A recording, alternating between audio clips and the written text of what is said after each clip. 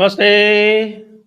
आप सभी से अनुरोध है कि कृपया हमारे चैनल को सब्सक्राइब करें, वीडियो को लाइक करें और साथ में कृपया जो ऊपर क्यूआर दिख रहा है उसको आप स्कैन करके हमें कंट्रीब्यूट भी करें, क्योंकि दी जयपुर डायलॉग्स बना रहा है राष्ट्रवादी हिंदू इकोसिस्टम। बहुत समय से बना रहा है, आप लोगों के सामने ही है और हर योगदान बहुमूल्य है। हमारे साथ है अभिषेक तिवारी जी। अभिषेक तिवारी जी ने बिहार में बिल्कुल दंगल मचा रखा है और सुना है साहब कि एक विधायक के यहाँ से तो सीधे-सीधे AK-56 बरामद हो गई है। क्यों अभिषेक जी, क्या कहना चाहते हैं आप? आप क्या सफाई देंगे आपके बिहार के जंगल राज की? सबसे पहले तो सर जयपुर डायलॉग्स के सभी दर्शकों को प्रणाम, नमस्कार, जय श्री राम। बिहार में तो 2 दिनों से काफ़ी कुछ चल रहा है। लेकिन बैकएंड टीम से निवेदन करूँगा सर वो क्यूआर कोड ऊपर में लगा दीजिए जिसके बारे में आपने ज़िक्र किया है, ठीक है? उसके बाद आगे बढ़ेंगे। मेरी नज़र रहती है ना सर सब पे, वो छोटे-छोटे अच्छा, चीज़ें अच्छा, दर्शक अच्छा, भी अच्छा। बोलेंगे कि भाई एनीवे हम रिकॉर्डिंग में अब हैं जो वैसे। ठीक है सर, कोई बात नहीं। तो देखिए, जो मूल बात है मैं वो समझाता हूँ। रीतलाल यादव पहले पे से भी जेल में रहे हैं, उनके ऊपर कई एलिगेशन हैं और 76 अलग-अलग केसेस चल रहे हैं। ये 77वाँ है। रीतलाल के भाई के ऊपर भी केसेस चल रहे हैं।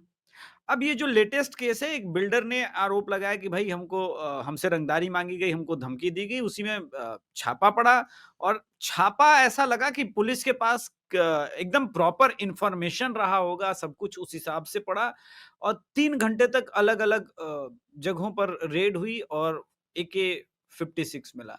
अब आप तो इसमें कानूनी मामलों के जानकार हैं सर, इस प्रकार की चीज़ें मिल जाएँ तब तो आप लड़ लिए चुनाव और आपका हो गया कल्याण। 6 महीने के भीतर रिजल्ट आ जाना है इलेक्शन का, ये अप्रैल है और नवंबर में तो रिजल्ट आ जाना है 8-9 नवंबर तक या 10 नवंबर तक। बहरहाल, ये राजद के लिए सेटबैक है, इसीलिए आप देखेंगे कि राजद या कांग्रेस समर्थित चैनलों ने पूरी तरह से इस न्यूज़ का जो है बैकआउट करके रखा है। बोला दिखाना नहीं, वरना लोगों को याद आ जाएगा कि लालू यादव और राजद की असली पहचान क्या है। लेकिन सोशल मीडिया के दौर में ये सारी चीजें छिपती कहाँ है? राजद आईटी सेल बैकफुट पर है, राजद के प्रवक्ताओं के मुंह से कुछ निकल नहीं रहा है और नीतीश कुमार फॉर्म में है, जिनके ऊपर ये एलिगेशन लगता रहा है कि भैया उनके राज में लॉ एंड ऑर्डर काम ठीक से नहीं कर रहा है। लेकिन पिछले अगर 2-3 दिनों को देखें, तो बिहार की पुलिस के कारनामे ऐसे ही है। बिहार की पुलिस ने अ, एक साथ कई जगहों पर ये काम किया है, कुछ और छापे पड़ रहे हैं और जहाँ तक मुझे जानकारी है कि आने वाले समय में विपत्ति लालू परिवार पर भी आ सकती है। जी सर। क्यों साहब? कोई भी यादव जो है वो पकड़ा जाएगा तो आप हमारे लालू जी को दोषी ठहरा देंगे? नहीं, उन्हीं के ऐसा होता पार्टी के है? विधायक हैं ना सर, उनके पार्टी के विधायक हैं। सर तेजस्वी यादव सिर्फ़ टिकट नहीं दिए, उनके साथ बहुत बढ़िया-बढ़िया पोज़ीशन में उनके तेजस्वी फ़ोटोग्राफ हैं। यादव जी कह देंगे कि साहब हम किसी भी प्रकार के आपराधिक कृत्य का समर्थन नहीं करते हैं। तो पहले से जो 76 मामले चल रहे थे, उनको पता नहीं था क्या? उसके बारे में कैसे जस्टिफ़िकेशन देंगे सर? हैं? नहीं देखिए, समझे हम। मान लीजिए ना कि दानापुर विधानसभा इस बार गया हाथ से, ये मान लेने में क्या हर्ज है? इस बार तो गया उनके हाथ दानापुर से। विधानसभा तो आरजेडी जीत कैसे गई?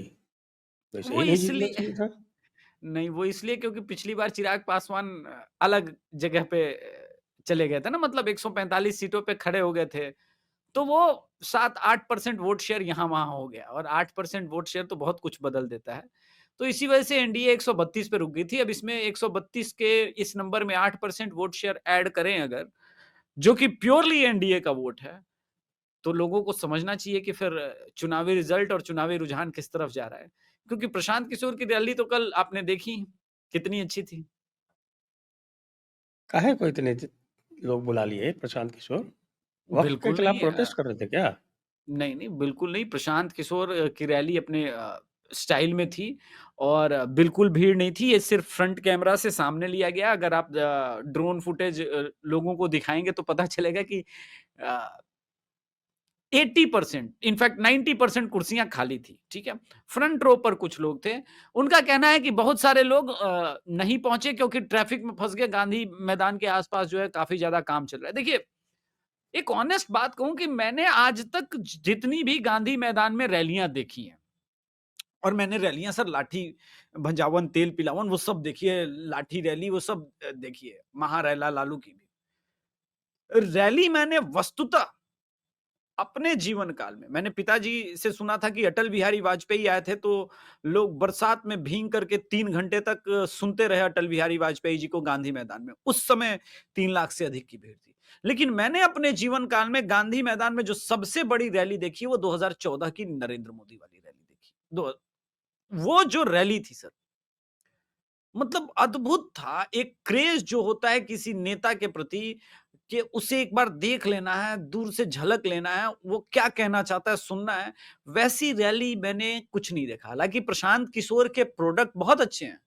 अगर जो जिस प्रोडक्ट को वो सेल कर रहे हैं कि हम सबको 15,000 की नौकरी देंगे, सोने का बिहार बना देंगे, स्वर्णिम बिहार बना देंगे, तो ऐसा एक्चुअली क्या है ना कि अरविंद केजरीवाल ने इस प्रकार के प्रोडक्ट सेलर की मार्केट खराब कर दी है। अब कोई बिना जो लोकतांत्रिक मूल्यों के बिना एक पार्टी बस ऐसे ही उठ के आ जाती है ना, तो लोग पूछते हैं कि यार बोल तो रहा है, लेकिन जिन लोगों को ला रहा है वो कैपेबल हैं क्या? या स्वयं प्रशांत किशोर की आइडियोलॉजी क्या है? और वक्फ को लेकर के जिस प्रकार से वो मुसलमानों के साथ दिखे, तो प्रशांत किशोर के साथ जो एनडीए का कोर वोटर है वो जाएगा। I really doubt on that, क्योंकि अब बिहार पूरी तरह से कह सकते हैं रवीश कुमार के अंदाज में कि कम्युनल हो गया। भैया बिहार का मिडिल क्लास तो एकदम, आप जानते हैं बिहार में सबसे ज्यादा मिडिल क्लास है, और मिडिल क्लास मान ही नहीं रहा है, कह रहा है कि नहीं हम हमको तो बीजेपी चाहिए, हमको तो मंदिर चाहिए। बताइए, मंदिर से रोजगार मिलता अब है? कौन सा मंदिर चाहिए आपको? बिहार में कौन सा जा, मंदिर बाकी? जानकी माता का मंदिर चाहिए सर। राम जी का मंदिर अच्छा, बना तो जानकी माता का भी जानकी माता का मंदिर में तो कोई समस्या थोड़े है। बनाओ जो समस्या उसमें नहीं है, तो लेकिन समस्या वहाँ कौन सा मुल्ला मौलवी का कब्जा है? बात कब्जे की नहीं है, बात यह है कि अब मौलानाओं की सरकार में बनेगा कैसे सर? सरकार बनवाएगी नहीं। और चिराग पासवान कह रहे हैं कि हम लोग बनवाएंगे सरकार से। सरकार को बनाना पड़ेगा, नवीनीकरण कराना पड़ेगा, सरकार को फंड देना पड़ेगा। तो मुद्दे अलग अलग हैं, ठीक है। और इस बार जो है देखिए, ये वैसे चिराग का ड्रीम ड्रीम प्रोजेक्ट है। वो दो तीन चीजें हैं जो बिहार की राजनीति को सर बदल रही हैं। ये जो बंगाल में पड़ोसी में जो प्रोटेस्ट हो रहा है ना, यहाँ उसका वाइब्रेशन बहुत खतरनाक आ रहा है सर। कल मैं चाय की अरे तो दुकान पे यहाँ था। तो आना ही चाहिए। जब नोआखाली के दंगे हुए थे तो बिहार में भी हुए थे। हाँ, वो और बिहार में और फिर उल्टा उसके रिएक्शन बाद होता है फिर हमेशा। नेहरू जी ने आके यहाँ नगर नूसा में गोलियां चलवाई थी, 400 हिंदू हाँ, मार दिए थे। हाँ, अब तो वो बिहार में हम संभावना है देखिए नहीं। क्रिया होती है, ये हमेशा रहा है बिहार का। क्रिया होती है बंगाल में और प्रतिक्रिया आता है बिहार से, और बहुत स्ट्रांग प्रतिक्रिया आता है।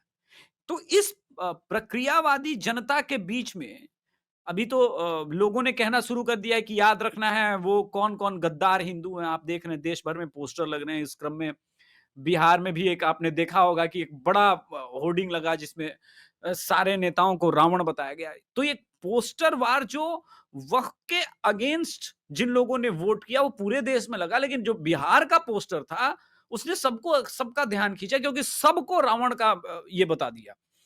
तो हम्म। बिहार की जो प्रतिक्रिया है वो बहुत स्ट्रांग है इस मामले में। ऊपर से वो योगी फैक्टर भी, अभी आप किसी भी बिहारी से पूछ लीजिए कि आपको कैसा मुख्यमंत्री चाहिए, तो कहेगा एक बार योगी जी जैसा मुख्यमंत्री हमारे स्टेट में भी हो जाए। तो ये सारी चीजें चल रही है। एनडीए में कोई लड़ाई नहीं है।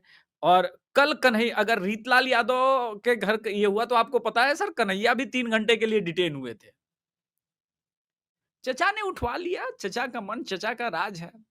चचा ने बोला बहुत बोलता है। ये अमित शाह जी को कैसे उल्टा सीधा बोल दिया? अमित शाह जी को कुछ बुझाता नहीं है, यही बोलेगा। और नीतीश जी के मुख्यमंत्री के रहते हुए ये बात बोला जा रहा है। इसको उठाओ 3 घंटे के लिए, बहुत बोल रहा है। तो 3 घंटे के लिए उनको भी उठाया गया। तो पूरा जो प्रशांत किशोर वाला रैली था, वहाँ मीडिया जाए या मीडिया कन्हैया कुमार वाले सेंटर पे पहुँचे, वो एक अलग चीज़ है। और लगातार जो मैंने पिछले भी शो में कहा कि कन्हैया और राजद के कारण जो तल्खी बढ़ रही है, वो अब एक्सट्रीम पर पहुँच रही है, वो अंतिम पोज़ीशन पर पहुँच रही है। क्योंकि कन्हैया कितने महत्वपूर्ण है, ये तो अभी इस शो स रिकॉर्ड करने से पहले आपने गुजरात वाला पूरा वीडियो देख ही लिया होगा, जिसमें चरण चाटुकारिता की अब पराकाष्ठा हो गई है और राहुल गांधी कहते हैं, "वाह! ये मेरा हीरो है।"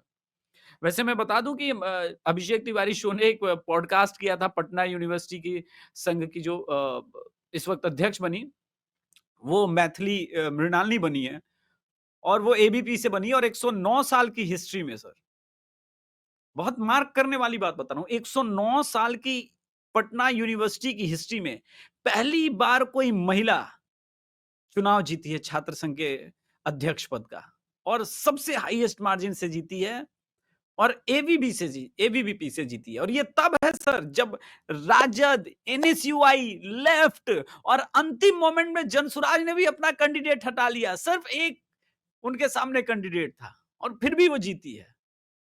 और उसमें उसने कहा कि तुम जाति में तोड़ोगे, हम राष्ट्रवाद से जोड़ेंगे। तो ये एक बता रहा है कि बिहार का यूथ कितनी तेजी से बदल रहा है और कहां जा रहा है सर। जी। लेकिन आपके बगल में बंगाल में क्या हो रहा है? दर्शकों को अजीब लगेगा लेकिन और संभवतः विश्वास नहीं होगा, इसलिए मैंने आपसे भी पूछा था कि आपके पास उसकी क्या जानकारी है। जहां तक मेरे पास इंफॉर्मेशन है, अमित शाह जी से सारी जानकारी नरेंद्र मोदी जी ने मंगाई और नरेंद्र मोदी जी लिटरली बहुत भयंकर रूप से क्रोधित है पूरे बंगाल के प्रकरण को लेकर के। अब लेकिन ये बात है कि तो भाई स्टेप ये क्या तो होगा। सीधे-सीधे ममता बनर्जी का चैलेंज है।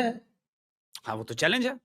ये सीधे-सीधे ममता बनर्जी के चैलेंज है और इसी कारण ये सब हो रहा है। देखिए ये बात तो है कि भाई वो अप्रैल उन महीना थोड़ा उन्होंने उन्होंने ही तो वहाँ पे एक तरह से जो है वही प्रोवोक करने का काम किया है ना लोगों को। मैसेज तो हाँ, उन्होंने ही दिया है। मैसेज बिल्कुल मैसेज दिया है। उनका मंत्री कह रहा है कि हम पूरा कलकत्ता, हावड़ा सब जाम कर देंगे, 2-2 हज़ार मंत्री लोग कह को। रहा है, देखिए आप। और मंत्री मंत्री के कह रहा है। कहने पे भी देखिए, मैं तो अब क्या बताऊँ आपको, मैं तो कितनी दिनों से कह रहा हूँ कि भाई लोगों, एसआर बम्बई जजमेंट पढ़ लो फिर से एक बार। हुँ। जिसको लेके जो आईटी सेल वाले कूदते रहते हैं कि आपको पता नहीं है, सुप्रीम कोर्ट कूद पड़ेगा बीच में।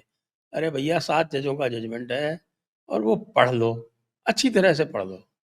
और उसका जो है, जो कंक्लूजन्स हैं लास्ट में, तो पैरा 434 सुन लो सब लोग, आप लोग भी सुन लीजिए। पैरा 434 का आपका है 12वां, सब पैरा नंबर 12। वो कहता है कि the proclamations dated January 15, 1993 in um, respect of Madhya Pradesh, Rajasthan and Himachal Pradesh हुँ।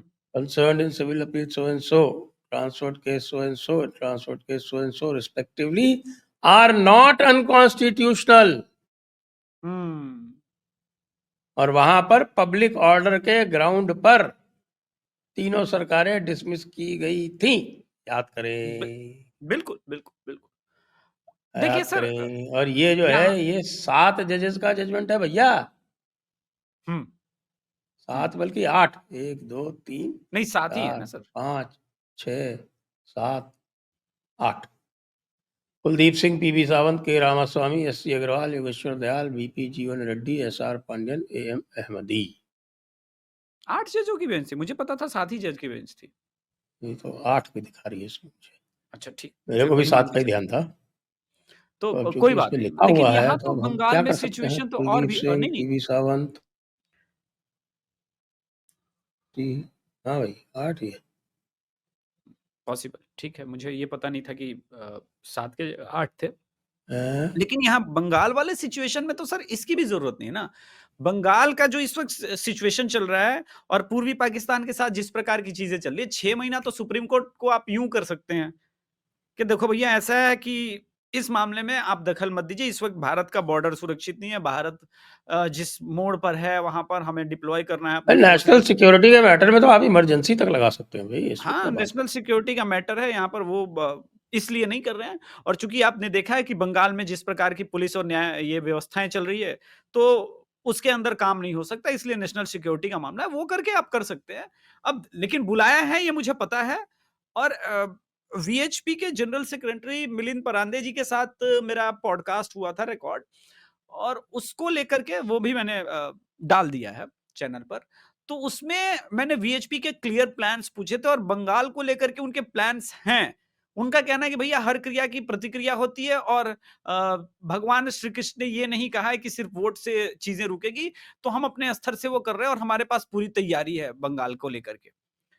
तो ऐसा नहीं है कि वीएचपी वहां पर मौजूद नहीं है, क्रिया की प्रतिक्रिया के बारे में जो बात होती है, तो वो अपने स्तर से काम करेंगे, जो भी संविधान के अंदर क्या होता है, क्रिया की प्रतिक्रिया मैं कह रहा हूँ संवैधानिक हिसाब से जो होता है। जयपुर डायलॉग्स के दर्शक इसको अन्यथा ना लें, वामपंथी तो कतई ना लें, मैं पहले बता दे रहा हूँ। तो जो कुछ भी है, अभी आप देखिए उस कॉल के बाद मुझे पता है कि शुभेंदु अधिकारी गए मुर्शिदाबाद में, जो हिंदू पीड़ित हैं, उन पक्षों से मिला जा रहा है। हाई कोर्ट ने ऑर्डर किया है, लेकिन वो सेंट्रल फोर्सेस हमेशा इस लोकल फोर्सेस के लोकल जो अधिकारी हैं उनके नीचे काम करती हैं, इसलिए उससे कुछ नहीं होगा। अच्छा, हाई कोर्ट ने वो ऑर्डर कर दिया है, तो हो सकता है हाई हाई कोर्ट कोर्ट वाला ने ये वो ऑर्डर कर दिया है। शुभेंदु अधिकारी की याचिका थी, हुँ।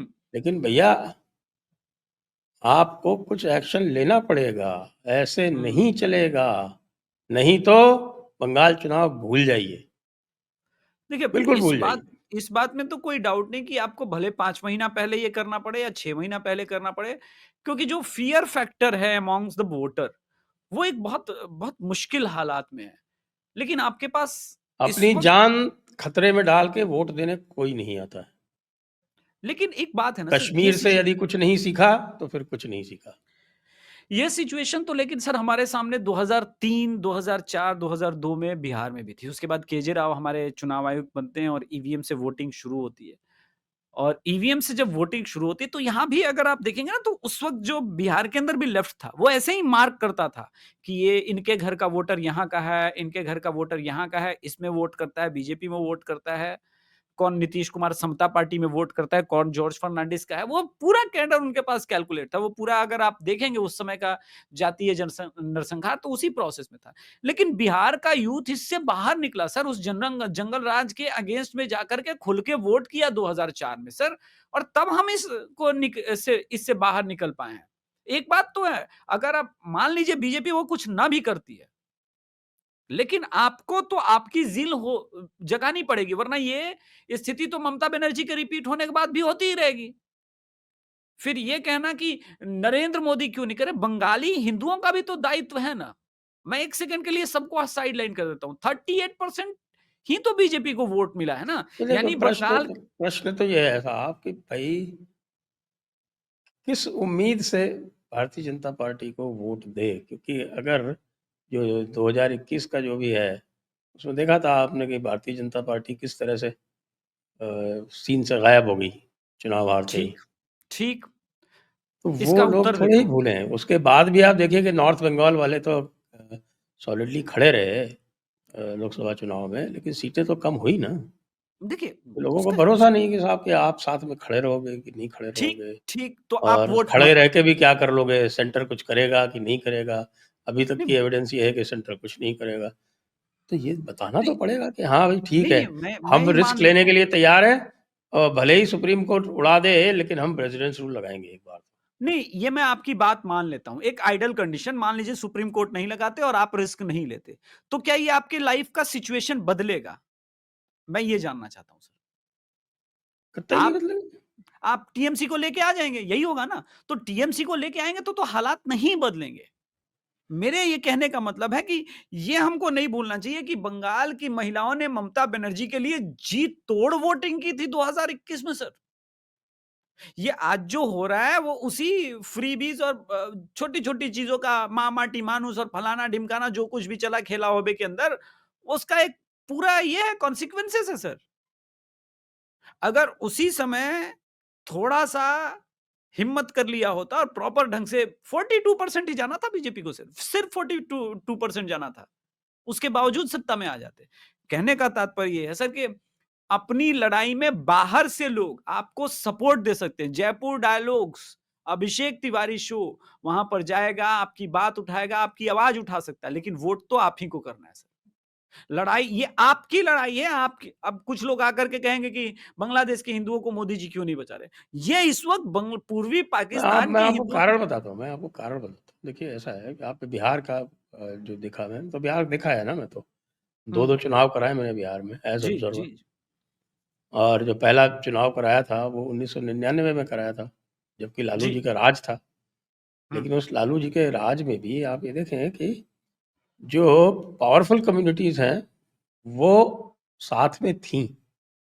हुँ। 1999 में तब अविभाजित बिहार था, 54 सीटें थीं, 54 में से 40 जीती थीं एनडीए ने, और 54 में से 40 आप ये देखिए कि छपरा और महाराजगंज जैसी सीटें भी जीती थीं। और लेकिन आप ये देखिए कि जो पावरफुल कम्युनिटीज़ जिनके पास साधन हैं, जो साधन संपन्न हैं, जिनके पास बाहुबल है, वो लालू यादव के विरोध में खड़ी हुई थी। ऐसा बंगाल में नहीं है। वो रणबीर सेना वगैरह बना था उस वक़्त, ये बात तो बिल्कुल ठीक है। ऐसा बंगाल में नहीं है। बंगाल में जो पिछड़े हैं, जो दबे-कुचले हैं, वो भाजपा के साथ खड़े हैं। जो पावरफुल लोग हैं, वो सब ममता दीदी के साथ हैं वहाँ पे। देखिए ये बात टेक्निकली सही नहीं है। शुभेंदु अधिकारी परिवार वन ऑफ द पावरफुल परिवार है। ऐसा नहीं भाई है कि एक्सेप्शंस हैं, इन ए जनरल आप ये देखिए कि वहाँ पर जो भद्रलोक है, भद्रलोक की संख्या बहुत नहीं है। आपके यहाँ तो अपर कास्ट और जो पावरफुल मिडल कास्ट हैं, उनको मिला के 30-35% हो जाता भई। हाँ, ये देखिए स्थिति सर नहीं है। देखिए सर, ऐसा नहीं है कि वो सिचुएशन था। बिहार में भी 1992 में जब 12 नरसंहार हुआ था और 35 भूमिहारों को मार दिया गया था, तब ये फ़ॉर्मेशन हुआ कि अब तो ये सर्वाइवल की लड़ाई है, क्योंकि फसल हम लगा देते थे और फसलों में रातों-रात वो आग लगा के चले जाते थे। तो 2 साल तक तो खेती नहीं हुई थी बिहार में सर। बोला नहीं लगाएँ करेंगे खेती। हम देखते हैं कि हम भी नहीं करेंगे। जब खेती ही नहीं होगी तो उगेगा नहीं। हम तो सर्वाइव कर लेंगे, तुम सर्वाइव करके बताओ। तो जब इस तरह का ये होने लगा, तो बंगाल में हम देखें इस चीज़ को, समझें कि जो लेफ्ट सेंट्रिक लोग थे, वही तो बीजेपी की तरफ अभी थोड़ा बहुत जा रहे हैं। ठीक है? तो ये जो हालात पैदा हुए ना, ये इन्हीं के कुकर्मों का नतीजा है। लेफ्ट ने 99 में वहां के गवर्नर ने कहा कि डेमोग्राफी बंगाल की घातक रूप से चेंज हो रही है, इसको अगर नहीं रोका गया तो आने वाले समय में बंगाल को बचाना बहुत मुश्किल होगा। अभी कितना है और वो 2025। जो धूलिया लिखा नाम कब की था? जगह है पश्चिम बंगाल में, वो जी। बिल्कुल वो पाकुड़ के बगल में है। हाँ, बिल्कुल, वही बिल्कुल, क्षेत्र बिल्कुल, है, बिल्कुल, जहाँ बिल्कुल, बांग्लादेशियों का सबसे ज़्यादा इन्फ्लक्स है। बिल्कुल। तो आप ये गंगा के देखिए कि किनारे है, राजशाही जिले से लगती हुई है। जो समस्या है ना, उस समस्या को हम समझे सर। उस वक़्त लेफ्ट बांग्लादेशियों को बसा रही थी और सदन के अंदर ममता बनर्जी का 2007 का बयान है कि इनको निकालना है। जैसे वो सत्ता में आई तो उसने समझा कि सत्ता के केंद्र में रहने का जो है, वो इनको साथ में लेने का है। तो वही टीएमसी के वो सारे गूंस इस वक़्त जो लेफ्ट के थे वो टीएमसी के बने। और वो कैडर जो परंपरागत रूप से रह गया था टीएमसी का, लेकिन वो दो अगले 5 साल मार खाता रहा, उसने बोला टीएमसी से लेफ्ट से कुछ नहीं होगा तो बीजेपी की तरफ शिफ्ट हो जाओ। अब यहाँ पर बात ये कि इस दौरान बहुत कुछ बदला नरेंद्र मोदी के रीजन में, हिंदुत्व का भाव आया, बहुत सारी बात, और लेफ्ट की पूरी तरह विचारधारा एक्सपोज होती गई। इन सब के बावजूद सर इस बात को समझना पड़ेगा कि फाइनली ये लड़ाई तो उनको लड़नी ही पड़ेगी। किस मैं कह रहा हूं, एक सेकंड के लिए ये समझ ले पावरफुल और बात, राष्ट्रपति शासन लगा देते हैं और फिर ममता बनर्जी अगले इलेक्शन में चुन के आ जाती है, तब आप क्या करेंगे? मुझे इस प्रश्न का उत्तर चाहिए सर। राष्ट्रपति भाई शासन लग गया। ये तो मैं आपको कश्मीर का बता दूँ, जो ये है कई बार बात होती है जो अजय चुंगू जी से, और जो उनकी एक हम्म। थ्योरी है, हम्म। क्योंकि वो बहुत डीप पॉलिटिकल थिंकर है, और उनकी एक बिल्कुल, बिल्कुल। थ्योरी है, उसको आप समझें। वो थ्योरी ये कहती है कि भाई कॉन्फ्लिक्ट ज़ोन या एट्रिशन ज़ोन जो होता है, हम्म। उस एट्रिशन ज़ोन में पहले जो व्यक्ति है वो ये देखेगा कि साहब अगर कॉन्फ्लिक्ट आएगा या मेरे जीवन के ऊपर संकट आएगा तो क्या स्थिति बनेगी।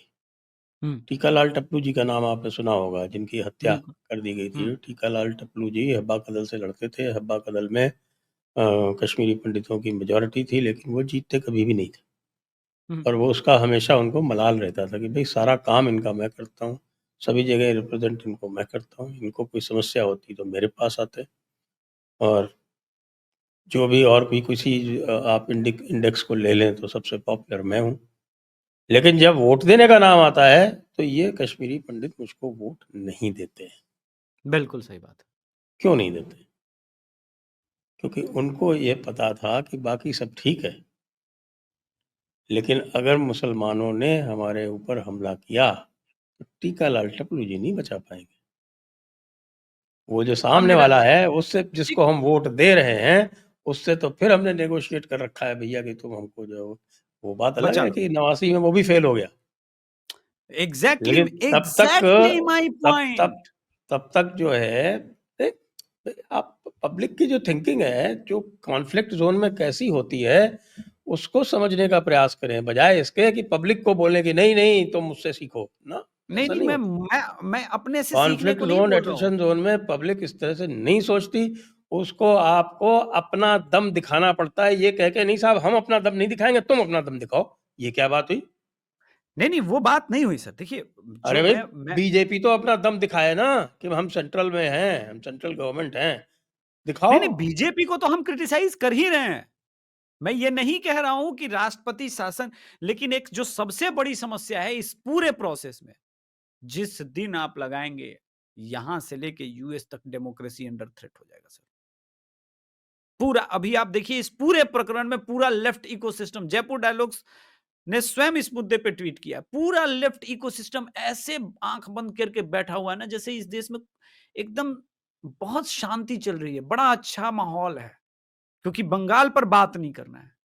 लेकिन जिस दिन राष्ट्रपति शासन लेगा, ये सारे गिद्ध वहां पहुंचेंगे, बोलेंगे बताओ डेमोक्रेसी अंडर थ्रेट है। नरेंद्र मोदी सरकार इस वक्त एक नहीं कई मोर्चों पे लड़ रही है। ये एक कोई तो बहाना नहीं, मैं आपसे इस पर बिल्कुल सहमत नहीं। आप बचाने का नहीं, प्रयास नहीं, कर रहे हैं। नहीं, नहीं, बिल्कुल बचाने का प्रयास नहीं कर रहा हूं। और सर आप आदरणीय हैं, तो आप सहमत नहीं हो, ये आपका अधिकार ये क्या क्षेत्र है बात सर। हुई कि साहब कि नहीं हम कुछ ने, नहीं करेंगे। अमित नहीं, मैंने मालवीय ये जो नहीं हैं कहा वो कि वो कुछ नहीं करेंगे। कंडेमनेशन पे कंडेमनेशन किए जा रहे हैं। Fresh violence erupts in parts of Malda, Murshidabad and Jangipur. Looks like नहीं, चीफ नहीं, minister Mamata Banerjee won't instruct West Bengal police to step up till all Hindus are annihilated. नहीं, नहीं इसमें सर, मैं ये कोट ट्वीट कर रहा अमित हूँ कि you will also not move till all नहीं, हिंदूज आर नहीं। एनाइलेटेड। नहीं, नहीं, ये आपको याद होगा, अमित मालवीय को मैंने कुछ दिन पहले कोट करके लिखा कि वो काम हमारा है ये ट्वीट करने का। वो ट्वीट करने का काम तुम्हारा नहीं है। तुम सत्ता में हो। जहां पर कंडेम करना है वहीं कंडेम करेंगे ना। तो नरेंद्र मोदी सरकार नेशनल सिक्योरिटी के मामले पे बिल्कुल लगा सकती है राष्ट्रपति शासन, इसमें कोई संदेह नहीं है। और ये जो मीटिंग के बाद हो रहा है कि हम सेंट्रल फोर्सेस को डिप्लॉय करेंगे, जिसमें वो करेगी काम पुलिस के अंदर ही, तो उससे सुरक्षा होनी नहीं है। तो कुछ फाइनली नहीं होनी कहा है, जाएगा ये? उनके पास कोई खुद की पावर थोड़ी है भाई। उनको एग्जैक्टली जो my point state sir. Government का जो वो ऑफिसर होगा, वो कहेगा तब वो एक्ट करेंगे। डिप्लॉयमेंट वो बिल्कुल, करेगा, डिप्लॉयमेंट कोई आपके कोई हाई कोर्ट थोड़ी करेगा डिप्लॉयमेंट। बिल्कुल। और हाईकोर्ट ये करेगा नहीं। और शुभेंदु अधिकारी अभी बीजेपी कार्यकर्ताओं से मिल रहे हैं। आप चूंकि सत्ता में नहीं है, तो वो क्रिया प्रतिक्रिया वाली भी चीजें होती नहीं है। तो ले दे के आपके पास ऑप्शन तो वही बच जाता है सुप्रीम कोर्ट का। अब फिर वही बात और कि भाई, वही वाली बात है कि साहब देश पहले या पार्टी पहले? कि साहब यदि इसमें ये देखा जा रहा है कि साहब की पार्टी को फ़ायदा होगा, अगर इस तरह की हिंसा होगी, तो ये फिर बहुत ही गलत बात है। नहीं, नहीं, ये पार्टी को फायदा नहीं होगा, ये तो नुकसान दे रहा है। अगर आप टेक्निकली देखिए कि बंगाल के संदर्भ में बीजेपी जितना, और BJP IT cell victim card खेल रही है। अब विक्टिम वाला भी वो कार्ड नहीं चलेगा सर। क्योंकि एक समय तक किसी को रोता हुआ देख के जो पावरफुल है, कह सकते हैं। आज मैंने ट्वीट किया है सर, आप दिखा सकते हैं, जिसमें मैंने लिखा है हर क्रिया की प्रतिक्रिया होती है, और उसके नीचे मैंने जो 2 लाइन रखी है, वो बहुत हमारे कक्षा में हम लोगों ने रट्टा मारा था। क्षमा शोभती उस भुजंग को जिसके पास गरल हो, उसको क्या जो दंतहीन विषहीन विनीत सरल हो। हाँ, तो राम तो सहारी सिंह जी की प्रसिद्ध जी, रश्मि रथी सही है वो तो। जी, जी, जी।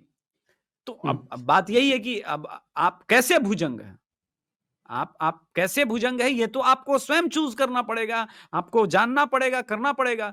और इन सब काम को करने के लिए आपके अंदर वो ज़ील है कि नहीं। मैं ये नहीं मानता कि इस सरकार के अंदर ज़ील नहीं है, ये लेकर के आई है। वक्फ बोर्ड लेकर के आई और टेक्निकली मैं कहूं तो मुझे मन के अंदर था कि संभवतः इतना अच्छा ये नहीं लेके आ सकती है। सिर्फ थोड़ा बहुत 1-2 पॉइंट्स को छोड़ दे तो लगभग इसने सारे पॉइंट्स को कवर कर लिया है, जिसको हाँ, लेकर हाँ, के उसमें पूरे देखो 2-1 पॉइंट्स बचे हैं जो करीब हाँ। 80% तो कवर ही हो गया। 80% कवर हो गया। तो मुझे खुद में भी विश्वास नहीं था कि नरेंद्र मोदी इतना अच्छा वक्फ बिल पे अमेंडमेंट करेगी, लेकिन इन्होंने किया है। तो बात इतनी सी रह गई है सर कि अगर ये ज़िल आप वक्फ बोर्ड पर दिखा सकते हैं और आपका स्टैंड अभी रिसेंटली जो मीटिंग हुई थी, जिस पे बात हुई थी कि वक्फ बोर्ड के इम्प्लीमेंटेशन पर जो नॉन बीजेपी रूल स्टेट जैसे कि तमिलनाडु में, कर्नाटका में प्रोटेस्ट हो रहे हैं, जैसे वेस्ट बंगाल में जो चल रहा है। आपको पता है सर तमिलनाडु सॉरी त्रिपुरा में कल ऐसा ही प्रयास किया गया था। त्रिपुरा में त्रिपुरा में प्रयास तो इलाज हो गया ना, त्रिपुरा में हो गया, असम में हो गया। ऐसा इलाज हुआ है इन दो अभी नाम लेने वाला था असम का भी, लेकिन त्रिपुरा का इलाज बड़ा यूनिक है सर। ये लोग बाहर निकले और 3 मिनट के अंदर यानी 180 सेकंड्स के अंदर पुलिस ने छावनी बनाया और जो सुटाई की है, जो सुटाई की है। तो ये बीजेपी की ही तो सरकार है ना त्रिपुरा में। अच्छा, असम में हेमंत बिस्व शर्मा की सरकार है। तो एक ये प्रोसेस जो समझ में आता है कि ऐसा नहीं कि ज़ील नहीं है। फिर प्रॉब्लम कहां है?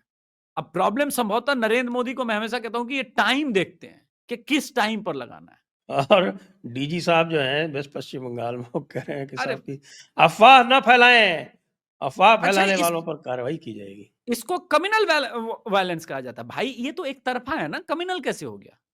सांप्रदायिक हिंसा तो तब होगी जब दोनों तरफ के लोग, यहां तो हिंदू चुपचाप दुकानें चलते देख रहा है, मार खा रहा है और हिंदू यहां वहां भाग रहा है। स्टिकर लगा हुआ है महादेव का तो लात मारी जा रही है, स्कॉर्पियो पे झंडे उखाड़े जा रहे हैं। तो ये है। अब रही बात कि इस पूरे इसमें क्या आप ज्यादा बोलिएगा ना जयपुर डायलॉग नोटिस आ जाएगा। बंगाल के कल्चर में, बंगाल में आप डेमोक्रेसी कहां एक्सपेक्ट कर रहे हैं? डीवाई चंद्रचूड़ का 2017 में जजमेंट नहीं स्टेटमेंट है कि बंगाल में डेमोक्रेसी नहीं है पंचायत इलेक्शंस के समय। लोग गूगल कर ले, मैं तो मुझे तो याद रहता है वो स्टेटमेंट। और डीवाई चंद्रचूड़ साहब का ही है। उस वक्त वो सीजीआई नहीं थे। बात यह है कि ये सब कुछ होने के बाद भी आज भी सुप्रीम कोर्ट के टेबल पे एनएचआरसी की फाइल जो 21 2 मई 3 मई को हुआ था, वो तो धूल ही फाक रही है ना पिछले 5 सालों से। एक सेकंड के लिए मैं मान लूं कि सारे स्तंभ नाकाम हो गए, लेकिन सुप्रीम कोर्ट जो नुपुर शर्मा पर ज्ञान देता है, वो एनएचआरसी के फाइल पर क्यों नहीं जवाब मांग रहा है? ओके, कर रहा है ना, प्रेसिडेंट को तो कह दिया कि साहब आप हमारे हम आपको आपको आदेश देंगे। अरे हाँ, ये वाला अलग है। ये वाला एक अलग केस है। अब वो प्रेसिडेंट ये को भी अलग ही आप लेवल का आदेश दे रहे केस हैं। है, ये अलग केस नहीं है, अलग ही लेवल का केस है। अलग ही लेवल का क्या है। आपको 3 महीने में डिसाइड करना है, हम करें या ना करें? हम किसी भी केस को 50-50 साल तक लटका सकते हैं। तमिलनाडु का रिजर्वेशन का केस जो है आपको पता है कब से पेंडिंग है? मेरे ख्याल से 78 1990 के 1994 से। 1994 से तो है। तो उन्होंने 69% पहले से दे रखा था, उसको जब चैलेंज हम्म, किया गया तो साहब उसको तो प्रोटेक्ट करके और वो चल रहा है। चल रहा है। नहीं साहब, हमारी कोई ज़िम्मेदारी नहीं कि हम इसको निपटाएँ। देख- लेकिन प्रेसिडेंट साहब अगर 3 महीने में नहीं निपटाया तो हम उसको देख लेंगे। देखिए, मोदी सरकार के पास बहुमत सिर्फ लोकसभा और राज्यसभा में, जो तीसरी सभा सुप्रीम कोर्ट वाली सभा है ना, वहां पे बहुमत ही नहीं, भयंकर अल्पमत में है। भयंकर रूप से अल्पमत में है ये। अरे साहब, और वो भी जज साहब वो हैं जिनको ये नीचे से ज़बरदस्ती खुद उठा के लाए थे ये। सर वही ये कॉलेजियम जो है, वो उनको उठा के लाया था, उसमें मोशन जो था बताते हैं कि पुश जो था वो भारतीय जनता पार्टी का ही था। सर इनको तो इसी ये चीज भी की नहीं तो पता है कि पहचान साहब नहीं कि है। कौन इनके थिंकिंग का है और कौन दूसरा है। इनको कभी भी पहचान नहीं रही। आप देख लीजिए बॉलीवुड का स्थिति कहाँ पहुंच जाएंगे, कहाँ। और छोड़िए, अभी बांसुरी स्वराज पहुंच गई उसके पास। वो 8 साल 9 साल का लड़का है जो व्यासपीठ पे बैठ गया है। अच्छा, कोई अच्छा, अरोड़ अच्छा। अभिनव और अरोड़ा। वो हाँ, और वो प्रशंसा के पुल बाँध रही हैं। इस इसको आप क्या कहेंगे? कि चलिए मम्मी सुषमा स्वराज थी, आप काबिल वकील हैं, सांसद बन गई, बीजेपी का टिकट मिला तो। वरना वहां से अभिषेक तिवारी या संजय सर को भी टिकट मिलता तो भी जीतते। लेकिन आपके पास इस इतना जज करने को ये नहीं है कि इस आदमी की हैसियत है या नहीं कि व्यासपीठ पर बैठे। व्यासपीठ पर कल मैंने लिखा था उसको लेकर के भी ट्विटर पे कि मतलब ये सीधे सीधे व्यासपीठ का अपमान है भाई। व्यासपीठ पर अब कोई भी बैठेगा तो और प्रवचन को अगर धंधा बना दिया गया है। देखिए पहले तो मैं मानता हूं कि सिर्फ संत जिन्होंने ब्रह्मचर्य लिया है वही व्यासपीठ पर बैठ सकते हैं। ये डेकोर का बैग लेकर के, लाल लिपस्टिक लगा करके, अली मौला का जाप करने वाले लोग अगर व्यासपीठ पर बैठते हैं तो इस सनातन का दुर्भाग्य है, हिंदुओं का दुर्भाग्य है। और जब समाज ही ऐसा हो जाएगा तो फिर कहां बंगाल बचना है, कहां बिहार बचना है सर? कुछ नहीं बचेगा सर।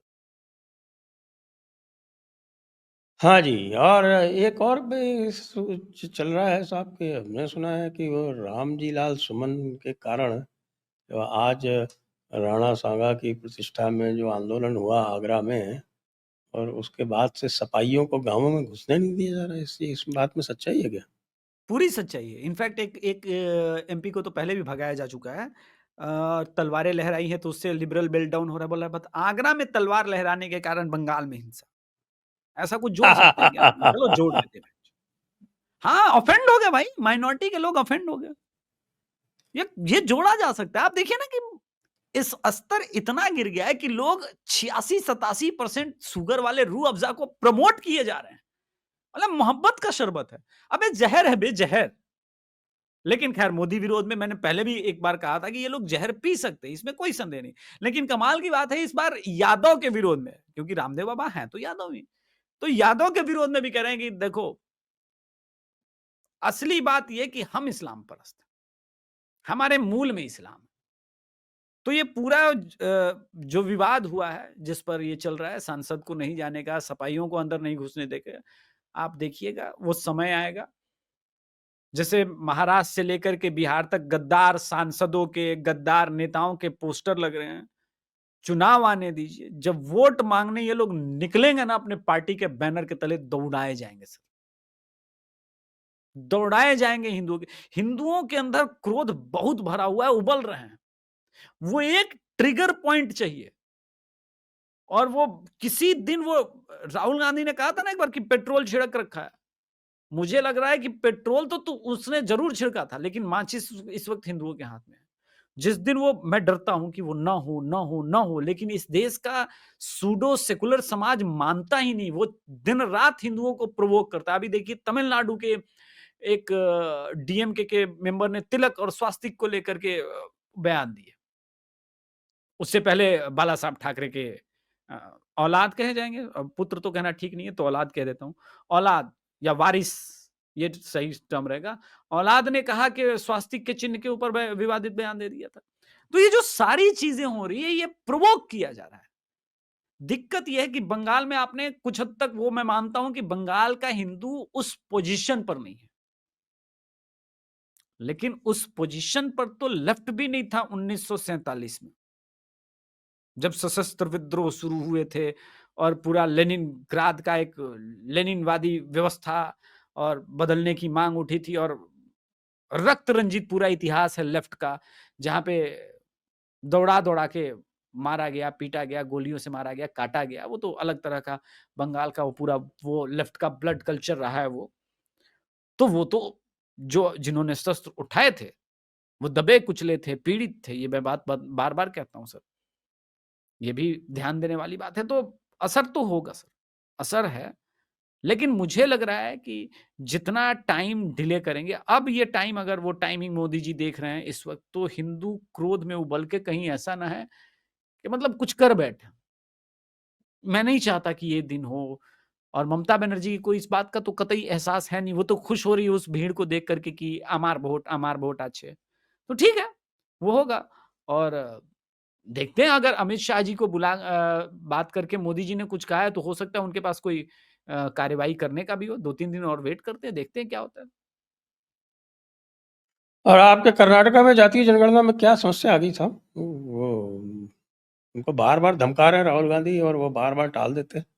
कल भी उन्होंने मीटिंग की, कैबिनेट की और उसमें सबको दे दिया उसका जो भी रिपोर्ट थी, वो रिपोर्ट सबको थमा दी और कहा भाई इसको स्टडी करो, फिर 17 तारीख को फिर बात करेंगे। ये क्या बात क्या होती है? करेंगे? लिंगायत को 2% बता देंगे, वोकालिंगा को 3% बता देंगे, क्या करेंगे आप? है क्या जातीय उसमें? आपको पता है क्या कुछ? ऑब्वियसली जो इनके थॉट प्रोसेस से ज़्यादा है, इन दोनों का लिंगायत का प्रेजेंटेशन इनके थॉट प्रोसेस से ज़्यादा है ना सर, जो बीजेपी का कोर वोटर है। हुँ। वो ये पूरा ये ओबीसी वाला ये जो पूरा चैप्टर है, मुसलमानों को जो अच्छा ये तेलंगाना में भी जो कह रहे हैं कि इतना प्रतिशत ओबीसी है, मैं दर्शकों को बता दूं उसमें सीधे-सीधे 17% मुसलमानों को ऐड कर दिया गया है। यानी हिंदू ओबीसी का अब वोट जो है उसमें ऐड कर दे करके सोच रहे हैं, लेकिन जो आरक्षण में है 17% अगर उनको डाल दिया जा रहा है तो किसका किसका घाटा है? सीधे-सीधे ओबीसी का ओबीसी का खुद का घाटा है उसमें। सीधे-सीधे हिंदू ओबीसी को लूटा जा रहा है उसका ओबीसी मैं आज एक टर्म देके जा रहा हूं। राहुल गांधी इस देश में ओबीसी और एससी एसटी आरक्षण का इस्लामीकरण करना चाहते हैं। नया टर्म है, सुन लीजिए। ओबीसी आरक्षण का इस्लामीकरण करने का प्रयास हो रहा है राहुल गांधी के द्वारा और कर्नाटका में इसीलिए नहीं चल पा रहा है क्योंकि वो फिट नहीं बैठ रहा है और तेलंगाना में ऐड किया गया उसमें। तो आप देखिए और दूसरी बात, चूंकि सुप्रीम कोर्ट अच्छा 50% से ऊपर नहीं बढ़ रही है। तेलंगाना में कास्ट बेसिस पे राजनीति होती नहीं है। वहाँ या तो होती नहीं है। लेफ्ट वर्सेस राइट है या तेलंगाना मूवमेंट है या करप्शन है, इस तरह की चीज़ों पे राजनीति होती है वहाँ। वो देखिए तमिलनाडु की तरह वहाँ पे कास्ट राजनीति नहीं होती या इवन तेलंगाना कर्नाटका की तरह नहीं आरक्षण को होती। लेकर के मेरी एक बार बात हो रही थी विघ्नेश भाई से, तो हमने बोला कि ये क्यों ऐसा किया कि उन्होंने तेलंगाना से बुला लिया उनको और मंत्रालय दे दिया। वो विधानसभा में बीजेपी थी ही नहीं। अगर प्रॉपर ढंग से तेलंगाना विधानसभा में बीजेपी लड़ी होती तो बीआरएस का ऑप्शन बनी होती बीजेपी न कि कांग्रेस। आपने देखिए लोकसभा में वो परफॉर्मेंस है। मैं हवा में बात नहीं कर रहा हूं, लोकसभा में आपके पास 8 सीटें हैं, 16 में 8 50% सीटें हैं। अब आपको क्या चाहिए? यानी लोकसभा में आपको वोट गया वहां पे उतना, तो विधानसभा में आता तो आप सत्ता में होते। तो बीजेपी इस प्रकार के मिस्टेक करती रहती है। खैर बीजेपी हो सकता है एक्सपेरिमेंट के दौर से गुजर रही है। आपने देखा है कि अभी नया दर्शकों के लिए चीज बताऊं कि ये जो भाषा विवाद है, अब देखिए सर, इस पर भी मैं आ गया हूं तो आज ये बात कह देता हूं। जो वक्फ बिल को लेकर के प्रोटेस्ट हो रहा है, कर्नाटका में उर्दू में भाषण दिया जा रहा है, तमिलनाडु में उर्दू में भाषण दिया जा रहा है। हुँ। और मैं बताऊं किसी माई के लाल में उर्दू यानी उर्दू प्यारी, हिंदी दुश्मन। हाँ, नहीं, वो उर्दू क्या है सर, हिंदी है। क्या तो भी बोलता, ऐसा नको चलता रे, तो ये उर्दू थोड़ी ना है सर, वो हिंदी है। तो वो वाले चूंकि अब मुसलमान हैं, उनको बोलने से कैसे रोके? वो तो डंडा कर देंगे।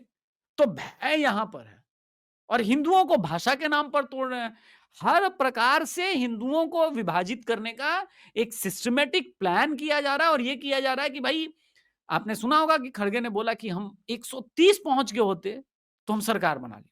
उसका मर्म यही है कि भाई और थोड़ा नफरत अगर हम बीज बोए और थोड़ा सा ये करेंगे तो क्या बीजेपी का हम 40 वोट और 40 सीट और कम करके हम 40 बढ़ सकते हैं क्या? और ये सिचुएशन आएगी तो हम सरकार बना लेंगे, इतने पे ही हम सरकार बना लेंगे। अब तो ये बीजेपी को तय करना है कि आपको अपना रौद्र रूप दिखाना है या इनको बढ़ते देना है, वो आपके ऊपर है।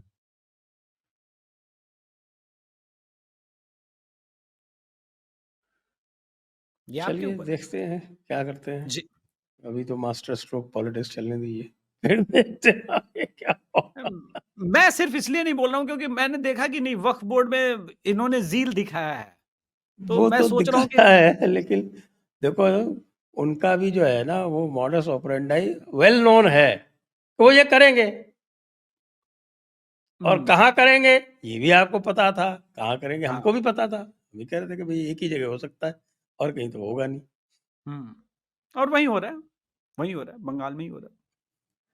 क्योंकि चलिए तेलंगाना में ऐसा ओपन सपोर्ट करने की औकात नहीं है, क्योंकि संख्या नहीं है उतनी उनकी। संख्या नहीं है करेंगे ना तो वहाँ पूरा पे टोटल। हाँ, वो यहाँ पे दिक्कत हो भी जाएगी। संख्या इतनी नहीं है भाई, संख्या इतनी नहीं है, लेकिन वही मैंने आप आपको लेकर बताया के कि आए ना जो जो एरिया ऑफ कंसंट्रेशन है, वहाँ पे